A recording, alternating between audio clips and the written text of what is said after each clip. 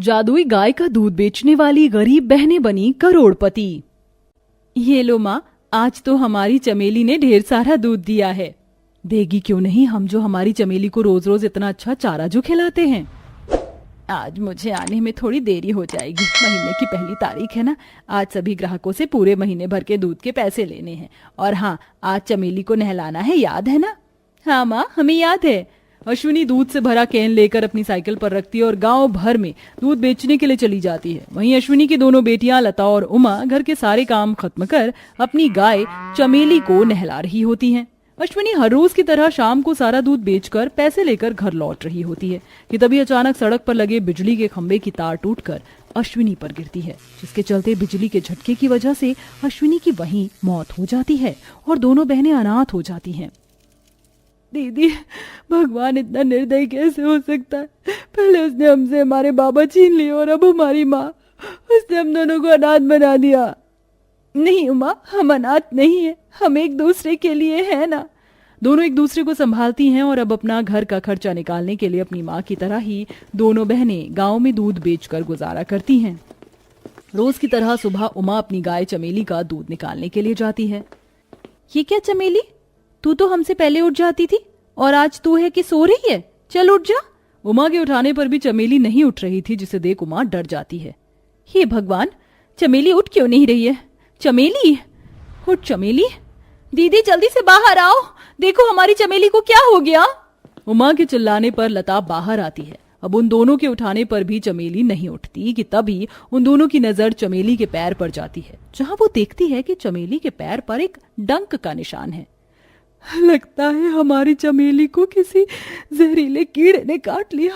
हमारी चमेली हमें छोड़कर चली गई। उमा, चमेली के गुजर जाने के बाद दोनों बहनों से उनकी रोजी रोटी का सहारा भी छिन गया था, जिसके चलते अब दोनों बहनें दाने दाने को मोहताज हो गई थीं।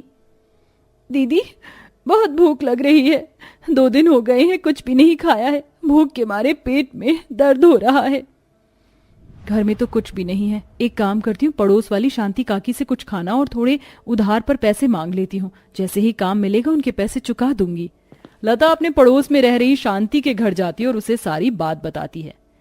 लता बेटा, बस थोड़ी देर पहले आती तो तुझे पैसे मिल जाते, लेकिन तेरे काका शहर गए और घर में बिल्कुल भी पैसे नहीं है। और रही बात खाने की, तो वो भी खत्म हो गया है। इतना कहकर शांति दरवाजा बंद कर देती है। लता गांव में कई लोगों से खाने और पैसों की मदद मांगती है, लेकिन कोई भी उसकी मदद नहीं करता, जिसके चलते अब दोनों बहनें मंदिर और सड़क पर बैठकर भीख मांगने पर मजबूर हो जाती हैं। भगवान के नाम पर कुछ दे दो साहब, 4 दिन से कुछ भी नहीं खाया है। थोड़ा रहम करो, इस भिखारन की झोली में 2 रुपए ही डाल दो। भीख मांग कर ही दोनों बहनें अपना पेट भरती थी। ऐसे ही कई दिन गुजर जाते हैं। एक दिन दोनों बहनें भीख मांग कर घर लौट रही होती हैं कि तभी वो देखती हैं कि 2 आदमी एक गाय को जबरदस्ती खींचते हुए एक ट्रक के अंदर ले जा रहे हैं। ये देख दोनों बहनें उन दोनों आदमियों के पास जाती हैं। तुम दोनों इस मासूम गाय को कहाँ ले जा रहे हो? हम इसे ले जाकर बेचे या मार दें, तुम्हें इससे क्या? हटो यहाँ से। छोड़ो इस गाय को, वरना हम तुम्हें नहीं छोड़ेंगे। दोनों बहनें पत्थर को उठाती हैं और उन दोनों आदमी के सिर पर मार देती हैं, जिससे वो बेहोश हो जाते हैं। और अब दोनों बहनें उस गाय को लेकर सीधा अपने घर आ जाती हैं। दीदी, ये गाय कितनी प्यारी है ना, इसे देखकर तो मुझे अपनी चमेली की याद आती है। सही कह रही हो, आज के बाद ये हमारे साथ ही रहेगी। आज से इसका नाम बसंती होगा। तुम्हें अपना ये नाम पसंद आया ना, बसंती? लता की बात सुन बसंती खुशी से अपनी पूंछ हिलाती है, जिसके बाद लता और उमा अपनी बसंती को नहलाती हैं, उसे चारा खिलाती हैं और ऐसे ही रात हो जाती है। अगले दिन उमा जैसे ही घर से बाहर आती है तो देखती है कि उनकी बसंती दूध पर दूध दिए जा रही है, जिससे पूरा दूध उनके आंगन में फैल गया है। ये देख उमा लता को बुलाती है। लता भी ये सब देखकर बहुत हैरान होती है। हमारी बसंती तो इतनी छोटी है, तो ये दूध कैसे दे सकती है, वो भी इतना सारा? दीदी, लगता है ये भगवान का कोई इशारा है, जब भी उन्होंने बसंती को हमारी जिंदगी में भेजा। अब हम पहले की तरह ही बसंती का दूध बेचेंगे, अब हमें भीख मांगने की जरूरत नहीं है। लता उमा घर के अंदर जाती है और बर्तन लाकर बसंती का दूध इकट्ठा करने लगती है। बसंती एक दिन में इतना दूध देती है, कम से कम 20 से 25 बाल्टियां उसके दूध से भर जाती थी, जिसके बाद अब दोनों बहनें फिर से दूध बेचने के लिए निकल जाती हैं और ऐसे ही 2-3 दिन बीत जाते हैं। घर पर कोई है क्या? निर्मला काकी, आप यहाँ? ये तुम दोनों आजकल कैसा दूध बेच रही हो? दूध में क्या कोई खराबी है? हमें तो और दूध वालों की तरह दूध में पानी भी नहीं मिलाते हैं। अरे पगली, दूध में कोई खराबी नहीं है, बल्कि ऐसा दूध तो मैंने आज तक नहीं देखा। गर्मी के मौसम में हर रोज दूध फट जाता था, लेकिन जब से तुम दोनों बहनों ने दूध देना शुरू किया तो दूध बिल्कुल वैसा का वैसा ही रहता है। मैंने दूध से घी जमाया था और इतना स्वादिष्ट और अच्छा घी तो आज तक नहीं बना। और मेरे दोनों बच्चे तो दूध से पहले इतनी नफरत करते थे, लेकिन अब देखो रोज मांग कर खुद दूध पीते हैं। तुम्हारे दूध का स्वाद तो बड़ा ही अच्छा है, इसलिए कल से तुम दोनों हमें 2-3 किलो दूध ज्यादा ही देना। निर्मला और गौरी की बात सुन लता और उमा बहुत खुश होती हैं। अब धीरे धीरे सभी गांव वाले दूसरे दूध वालों को छोड़ उमा और लता से दूध लिया करते थे, जिससे अब दोनों बहनों की कमाई पहले से भी ज्यादा होने लगी थी। जो भी बसंती का दूध पीता तो उस दूध का दीवाना हो जाता। बड़े से छोटे तक भी अब हर किसी का दूध मन पसंदीदा हो गया था। अमन बेटा, कम से कम दूध तो पी ले, महीना भर हो गया है तुझे बीमार पड़े हुए, ना कुछ खाता है ना कुछ पीता है।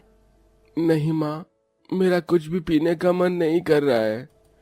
अमन बेटा, अपनी माँ की खातिर पी ले। सरोज की बात सुन अमन वो दूध पी लेता है। अमन जैसे ही वो दूध पीता है तो जो अमन 1 महीने से ठीक से बिस्तर से उठ भी नहीं पा रहा था, वो दूध पीकर अपने पैरों पर खड़ा हो जाता है, जिसे देख सरोज बहुत हैरान होती है।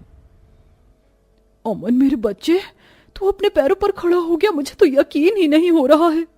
लेकिन माँ, ये हुआ कैसे? सरोज अब 1 हफ्ते तक लगातार अमन को दूध पिलाती है, जिसके चलते अमन पूरी तरह से ठीक हो जाता है। और सरोज भी समझ जाती है कि हो ना हो ये सब लता और उमा के दूध से ही हुआ है, जिसके चलते सरोज उमा और लता के घर पर जाती है। लता, उमा, तुम दोनों का बहुत बहुत शुक्रिया। आज तुम्हारी वजह से ही मेरा बेटा, जो 1 महीने से बिस्तर पर पड़ा हुआ था, वो ठीक हो गया। क्या? हमारी वजह से? लेकिन हमने क्या किया? तुम लोग जो मुझे रोज दूध देकर जाती थी ना, उसे पीने के बाद ही मेरा बेटा ठीक हो पाया है। जो दवाई से नहीं हुआ वो तुम दोनों के दूध से हो गया। भगवान तुम्हारा भला करे। इतना कहकर सरोज वहां से चली जाती है। सरोज की बात सुन दोनों बहनें काफी हैरान होती हैं। कुछ तो गड़बड़ है। दूध तो हम पहले भी बेचते थे, लेकिन किसी को दूध पहले इतना पसंद नहीं था। और हमारी चमेली तो सिर्फ दिन में 15 से 20 लीटर ही दूध देती थी, लेकिन बसंती 40-50 लीटर दूध देती है।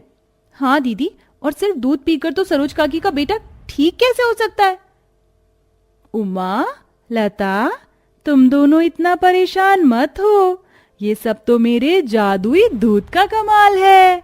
अपनी गाय बसंती को इंसानों की तरह बोलता देख उमा और लता दोनों हैरान रह जाती हैं। हे भगवान, ये क्या? तुम तो बोल रही हो, ये कैसे हो सकता है? गाय कैसे बात कर सकती है? क्योंकि मैं एक मामूली नहीं, बल्कि गौ माता की आशीर्वाद से जन्मी जादुई गाय हूँ।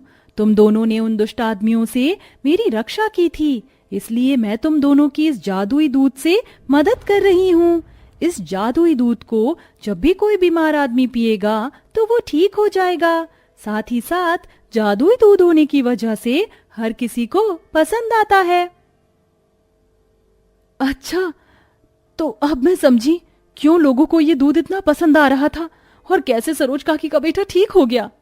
हे गौ माता, आपका बहुत बहुत शुक्रिया। आज आपके आशीर्वाद से हम दोनों बहनों की जिंदगी पहले से कितनी बदल गई है। जैसे आपने हमारी मदद की, वैसे ही अब हम भी लाचार और बेसहारा लोगों की मदद करेंगे। लता उमा उस जादुई गाय की मदद से बीमार लोगों की मदद करती हैं। साथ ही साथ उस जादुई दूध से वो पनीर, खोया, बटर, घी भी तरह की चीजें बनाकर बेचती हैं। और अपनी इसी काम के चलते दोनों बहनें सिर्फ साल भर में ही जादुई दूध की मदद से करोड़पति बन जाती हैं। और अब दोनों बहनों की बड़ी बड़ी डेयरी और डेयरी प्रोडक्ट्स की शॉप होती है और अपनी गाय बसंती के साथ हंसी खुशी रहती हैं।